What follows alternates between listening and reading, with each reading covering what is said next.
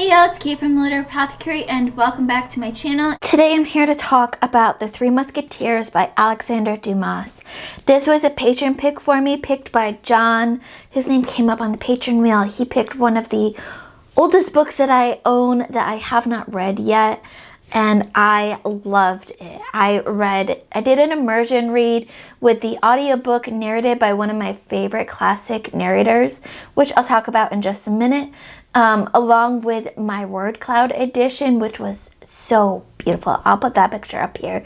That's going to be the picture I choose for here. Like I said, I really enjoyed this immersion read. I gave it 4.5 out of 5 stars. Just about as close to 5 stars as you can get. It's a classic swashbuckling tale. Was originally released in 1844 in serial format. So like one chapter at a time essentially. And I absolutely love that for this book. I feel like that is the perfect way to experience The Three Muskateers, because as you're reading it, each chapter feels like its own kind of adventure. And so I absolutely love the idea of experiencing The Three Muskateers in serial format. I think that's the perfect format for this book. I feel like I don't really need to give a spoiler-free summary for this book, but I will just in case. In The Three Muskateers, we follow D'Artagnan in his quest to become a musketeer.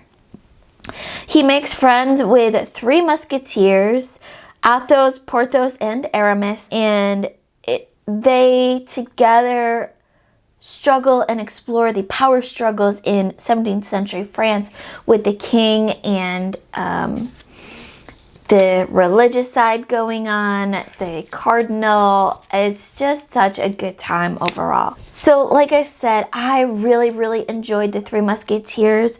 We have such rich and vibrant characters. I loved them all. Even the ones that were our villains in this story, they were such good classic villains that I loved it.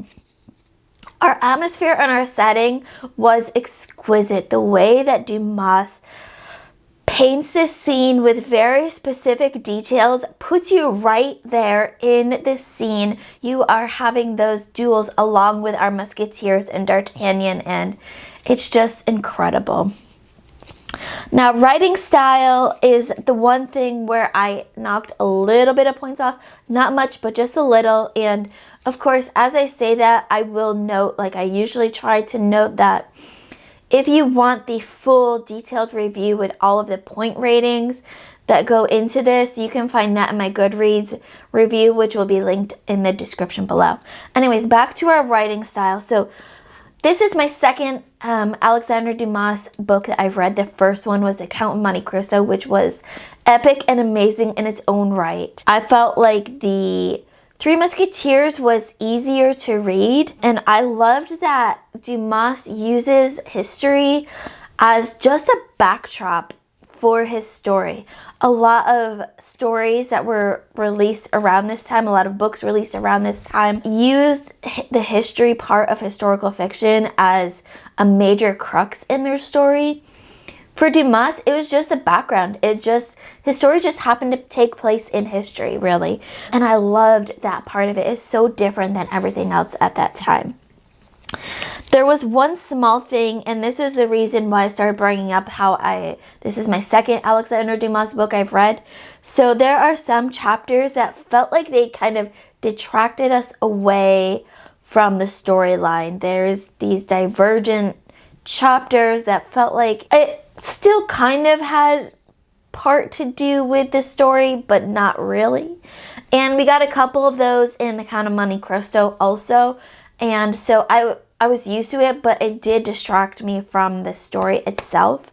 And so I took half a point off for that, but that's the only thing I took half a point off for. Plot, I felt like for the most part, our plot was fun and engaging, and it mostly advanced the story. Those couple chapters that I just talked about are why I say mostly advance the story and not completely, because they did kind of detract, but our plot still moved along. Those were kind of just like a little side tangent, and then we got back to the main plot as it was. Intrigue, I was always intrigued. even for such a long book, my intrigue stayed the entire time. On logic and relationships, this one is one of my favorites because we have such contrasting characters in this book. D'Artagnan is a young man who wants to be a musketeer. We've got our three musketeers who are already there and have such different roads to life and different wants in their life. And we have the leader of the musketeers and the king and the cardinal and the women involved, and it's just such a rich cast of characters and that lead us to so many different types of relationships, both friendships and work relationships and romantic relationships. There's just so much going on.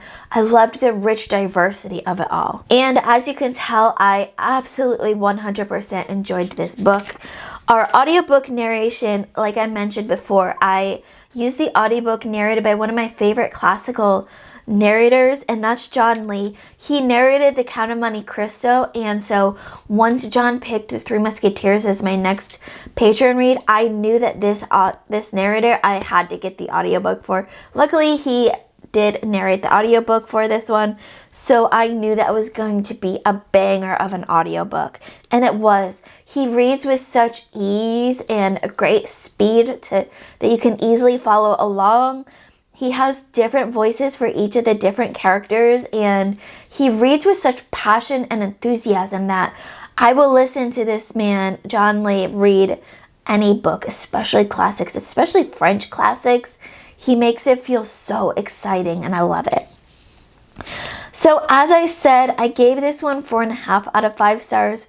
So close to 5 stars that you can taste a 5-star rating. My favorites were our characters and the humor in this.